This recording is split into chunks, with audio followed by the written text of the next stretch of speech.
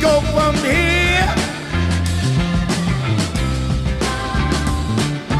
Where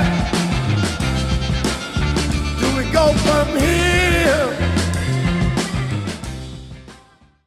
Welcome back, Mandy, and thank you for your time. Anytime. I know this is of a great importance for your project and I really want to help. What are we going to be discussing today? Today's topic is impulsive shopping and addictions.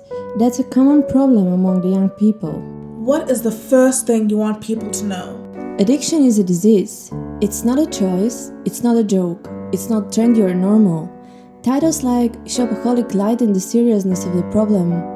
Movies with titles like Confessions of a Shopaholic are dangerous, as they normalize addictions.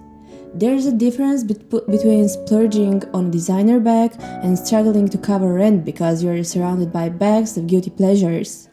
But it's suddenly funny to talk about how uncontrollable you become in a store and how undisciplined you are. That's dangerous. Families are torn apart by debt. It's one of the leading causes of material problems, financial instability, of mismatching. When you can't afford it, being a shopaholic can ruin your life. That's some very serious stuff. But because it is, I used to consider myself a shopaholic. But it was okay because I could afford it. I've seen what happens to people who can't. They go into crushing debt. They try to sell their purchases, but struggle to let go. Retail therapy shouldn't exist. There's nothing therapeutic about losing money. Associating pain with shopping leads to shopping being an unhealthy coping mechanism. No one talks about cocaine therapy, but confessing that you turn to shopping when at your lowest point comes across as sensible funny, it's not. You have some strong feelings about that, and justifiably so. Can we move on to impulsive shopping? Sure, because that goes hand in hand with addictions. No one plans to spend more than they can afford from the get-go.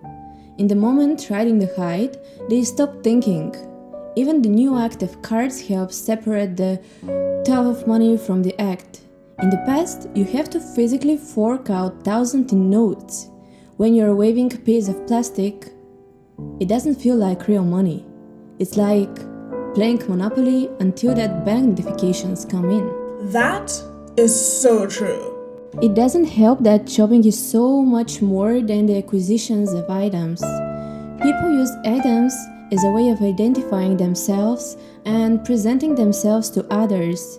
It's why people buy iPhones when they could buy a phone that does like 90% of the same things for 50% of the cost it identifies them. Android users use phones, but iPhone users always mention that they have an iPhone. Always. It displays an image of them. Online shopping also tends to lend itself to impulsive shopping. It's been said, I shop, therefore I am. That's how we know people don't view items as distant objects, but as part of themselves. As such, impulsive shoppers care more about their image and social status. That's hilarious. Additionally, they struggle to self-regulate their emotions and are more anxious, which makes it more difficult to fight against the emotional compulsion to spend money impulsively. What is more, marketers are completely aware of this. Retailers do their best to deliberately trigger impulsive shopping. Why? Because they could not care less about their shoppers. Are there any intrinsic motivators? Of course, that's dopamine. Shopping feels like completion of a task, especially when you convince yourself it was necessary. This gives people a shot of dopamine, which fuels them to do it again and again. That's so insightful. Any closing thoughts? I just have one thing to say. I'm gonna be really short. Just don't let them win. Being addicted to shopping isn't cute or quirky, and there are groups that can help. Just be sure that you know that before it's too late. Thank you so much for your time. Gotta make that change. We gotta all make the change.